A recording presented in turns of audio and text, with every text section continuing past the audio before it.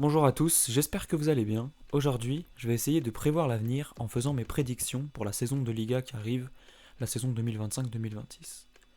Généralement, c'est un exercice qui tourne mal et où tu te fais afficher en fin de saison pour tes pronostics pourris, mais bon, on va dire que c'est surtout l'occasion d'introduire un peu la saison qui arrive et de faire un rapide état des lieux des clubs. Évidemment, le mercato n'est pas fini, donc c'est un peu biaisé, et si jamais à la fin de saison des gens veulent venir me vanner, je ressortirai cette excuse sans vergogne. Dans un premier temps, nous parlerons du bas de tableau, puis on montera crescendo, la course à l'Europe, le podium, le titre, pour finir par des prédictions libres plutôt individuelles, type révélation de l'année, meilleur buteur, etc. On commence avec le plus dur et les 3 clubs que je vois relégués. Généralement, en Liga, c'est les clubs qui montent, et cette saison encore, je vois pas trop la donne s'inverser, et pour moi, Levante et Elche vont faire partie de l'ascenseur. On parle de 2 clubs qui ont du mal à inscrire leurs joueurs au moment où je parle. Seulement 3 ont été inscrits du côté de Levante, qui se sont plus affaiblis que renforcés pendant ce mercato, en témoignent des balances de transfert positives, et qui ont 2 des 3 effectifs à plus faible valeur marchande du championnat. J'ai vraiment du mal à imaginer un autre scénario pour ces 2 équipes.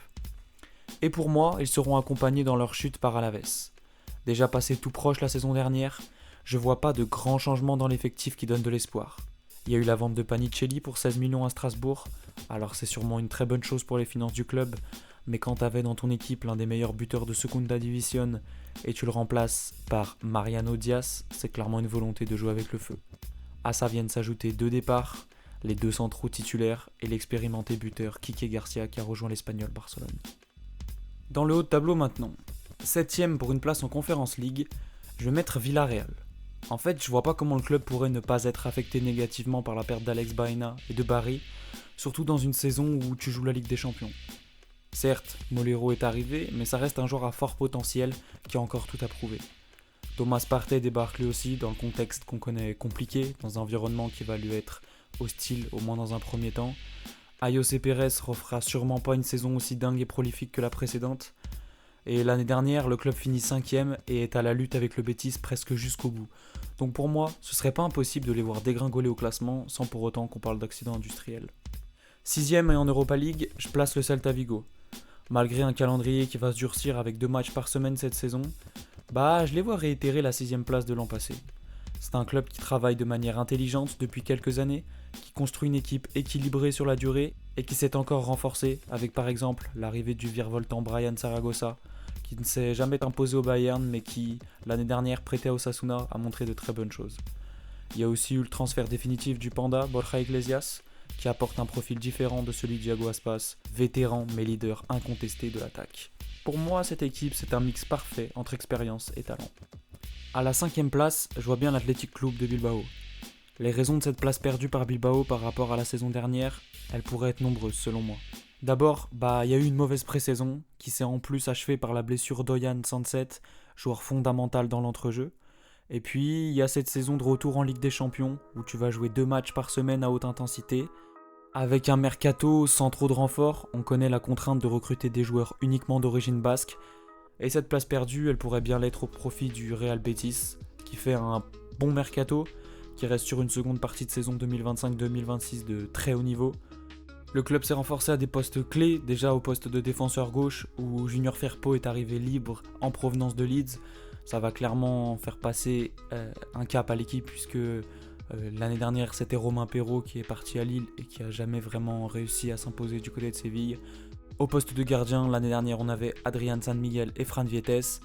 Et franchement, je vois pas comment le club pourrait ne pas faire mieux avec les arrivées de Pau Lopez et de Álvaro Valles. Adrián a été pas loin d'être catastrophique la seconde partie de saison. C'était pas le rôle qui lui était prédit au moment de son arrivée. Il a dépanné. Mais voilà, je pense que le Betis a beaucoup de points à gagner avec un gardien de niveau déjà convenable. Et malgré la blessure d'Isco, je vois le club réussir à accrocher la seconde place en Ligue des Champions de son histoire. Seul bémol, j'attends la fin de mercato pour voir si un ailier droit arrive. On sait que le club attend clairement Anthony de Manchester, mais aussi un milieu défensif pour pallier le départ de Johnny. C'est un dossier qui traîne depuis trop longtemps. Pour moi, le club a dû essuyer pas mal de refus et j'ai un petit peu peur quand on voit à quel point l'effectif est peu fourni à ce niveau-là. 3ème position, l'éternel 3ème, l'Atlético encore énormément de dépenses cet été. Le club numéro 1 en Espagne, les arrivées d'Anco, Ruggeri, Cardoso, Almada, Baena. C'est un effectif qui s'est du coup rajeuni avec de la qualité. Néanmoins, c'est des joueurs de second plan pour moi et qui ne permettront pas de concurrencer le Real et le Barça. L'autre grande question, c'est Diego Simeone. Va-t-il enfin changer son plan de jeu et surtout le changer face à de grosses écuries où il affiche toujours ce complexe d'infériorité en mettant le bus, en défendant bas, ce qui lui réussit d'ailleurs très rarement. C'est pour moi la grande interrogation de la saison. Seconde position, le Real Madrid. Meilleur que l'année dernière, avec Xabi Alonso, l'équipe va passer un cap tactiquement, ça va être plus fort. La montée en puissance de Kylian Mbappé qui sera forcément plus en confiance devant le but, une défense qui s'est renforcée avec l'arrivée de Dean Huijsen qui sera à coup sûr l'un des meilleurs centraux du monde. Au niveau de la relance, ça va être complètement dingue pour le Real. Mais il manque toujours un milieu. Il y a eu le départ de Toni Kroos qui n'a jamais été réellement remplacé, celui de Modric ne l'est pas encore. Et si Dani Ceballos venait à partir, il manquerait un joueur créatif au milieu de terrain. Et j'ai pas l'impression que le Real ait pour ambition de faire un nouveau recrutement d'ici la fin de cet été. Premier, sans aucun doute, le Barça, une équipe qui est dans la continuité, qui s'est renforcée au poste de gardien avec l'arrivée de Johan Garcia, qui s'est renforcée devant, Marcus Rashford pour remplacer numériquement Ansu Fati, ce sera forcément meilleur.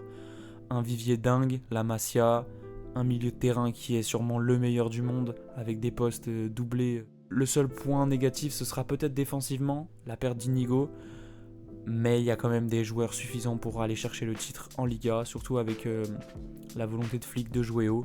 Il y a des joueurs qui sont quand même assez rapides, qui ont une bonne relance, donc pour moi le Barça sera champion. Pour ce qui est des trophées individuels, aucune originalité à mes yeux. Lamine Yamal sera, s'il est épargné par les blessures, le meilleur joueur de la saison. On n'a plus besoin de le présenter. Talent dingue, pour moi le meilleur joueur qu'on ait vu depuis Messi. De la continuité, il va avoir pas mal de prises à deux sur lui certes cette saison, mais dans tous les cas ça libérera de l'espace pour ses coéquipiers, donc les équipes vont devoir s'adapter, elles ne pourront pas le faire systématiquement, et je vois pas comment ce joueur ne pourrait pas rouler sur la planète foot ces prochaines années. Le Pichichi, Kylian Mbappé, maintenant qu'il a pris ses marques, tout le monde va attendre énormément de lui, il va avoir une animation différente à ses côtés, et je vois pas comment il pourrait terminer à moins de 30 buts. Révélation, j'ai 3 joueurs à vous proposer. Le premier c'est Ángel Ortiz, latéral droit du Real Betis, qui a déjà fait quelques matchs l'an dernier avant de se blesser. Cette année il sera en concurrence avec Hector Bellerin, donc il pourrait bien profiter de l'inconstance et des blessures de notre ami Hector pour prendre sa place et s'imposer. Le second c'est Ferran Jutgla, bon on parle d'un joueur qui a quand même 26 ans, qui est passé par le Barça, qui arrive en provenance de Bruges, du côté de Vigo. C'est un attaquant que je trouve créatif, finisseur, et qui pourrait bien enfin prouver dans son pays d'origine son talent. Et enfin, le dernier, peut-être celui que je vois le plus talentueux, c'est Pablo Garcia, joueur du Real Betis, capable de jouer en 10 ou sur le côté. Il a brillé lors de l'Euro U19 cet été. C'est un joueur virevoltant, agressif, avec une grosse frappe de balle, et il pourrait bien avoir une carte à jouer sur l'aile droite du Betis cette saison si Anthony ne vient pas. Enfin, pour finir, on termine avec 2 joueurs que je vois nous décevoir cette saison pour des raisons différentes. Le premier, c'est Trent Alexander-Arnold. Si Carvajal revient à son meilleur niveau, le joueur espagnol sera titulaire indiscutable à ce poste, car c'est un joueur d'expérience fiable, figure des Madrilènes, avec une plus grande solidité défensive que l'anglais. Et je vois pas comment cet anglais pourrait réussir à beaucoup jouer cette saison avec cette concurrence. Et le second, c'est Alex Baena, dont l'arrivée à l'Atlético m'interroge. Certes, pour lui, ce transfert, c'est l'occasion de jouer chaque année la Ligue des Champions et sûrement d'empocher un plus gros contrat, mais au niveau du ballon, ça colle pas. Simeone aime s'appuyer sur des attaquants capables de faire des différences seuls devant, qui gagnent des duels et qui sont généralement envoyés au charbon lors des contre-attaques. Baena, c'est plutôt un profil de joueur assez frêle, un excellent passeur qui aime avoir du mouvement devant lui et qui met le pied sur le ballon, sans pour autant avoir une qualité de percussion incroyable. Le mariage semble compliqué, mais qui sait, le Cholo a peut-être une idée derrière la tête et utilisera Baena à bon escient en changeant de plan de jeu pour éviter de faire un nouveau flop à la Joao Félix. Voilà, merci d'avoir suivi cette vidéo, n'hésitez pas à me donner vos prédictions en commentaire, j'hésiterai pas à les ressortir en fin de saison et d'ici là, prenez soin de vous et bon début de championnat à tous.